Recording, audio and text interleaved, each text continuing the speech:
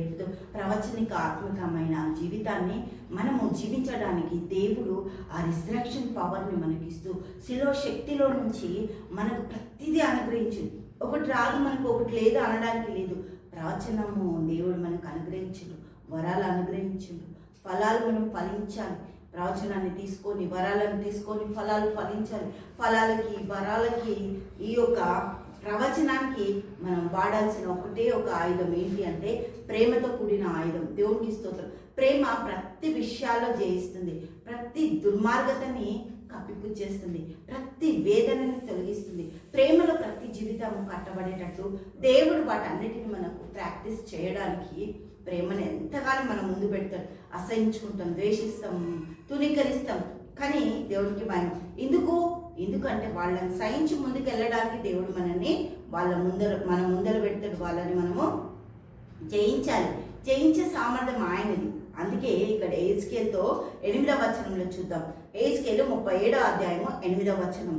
నేను చూచుచుండగా నరములను మాంసము వాటి మీదికి వచ్చెను, వాటిపైన చర్మం కప్పాను, అయితే వాటిలో జీవాత్మ ఎంత మాత్రమునో లేక. ప్రార్థన చేస్తాం, విశ్వాసం ఉండదు. ప్రార్థించాలి కాబట్టి విశ్వాసము దేవుడి దగ్గర నుంచి పొందుకునే సామర్థ్యత, దేవుడి దగ్గర పరలోకం కదిలించే విశ్వాసం మనకు ఉండాలి.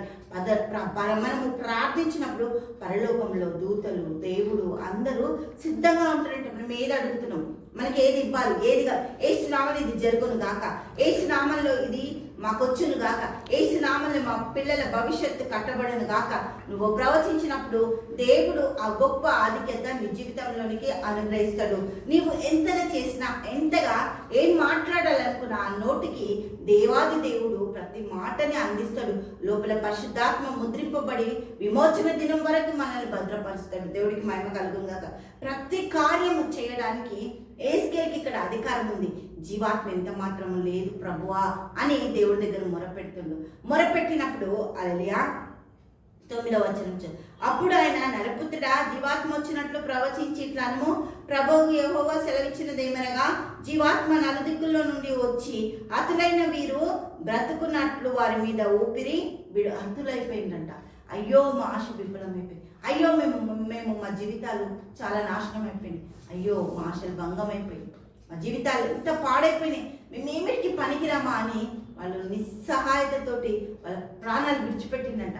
అటువంటి ఎండిన ఎముకలకి జీవం ఇస్తున్న దేవాది దేవుడు ఈరోజు నీ పరిస్థితిని మార్చి, నీ ప్రతి ఘటు పరిస్థితిని దేవుడు తలకిందులు చేసి చెవులు గిగ్గురుమనేటట్టు సాక్ష్యాలు దేవుడు అనుగ్రహిస్తాడు. దేవుడికి మహిమ కలుగును గాక. హల్లెలూయా.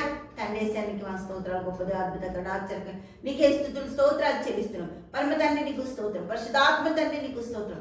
గొప్ప కార్యాలు చేస్తున్న గొప్ప దేవ, నీ బిడ్డలకు తండ్రి గొప్ప గొప్ప సాక్ష్యాలతో నిలబెడుతున్న తండ్రి నీకే కృతజ్ఞతాస్తుతులు చెల్లిస్తూ యేసు నామములో ప్రార్థిస్తున్నాము తండ్రి. ఆమేన్, ఆమేన్, ఆమేన్.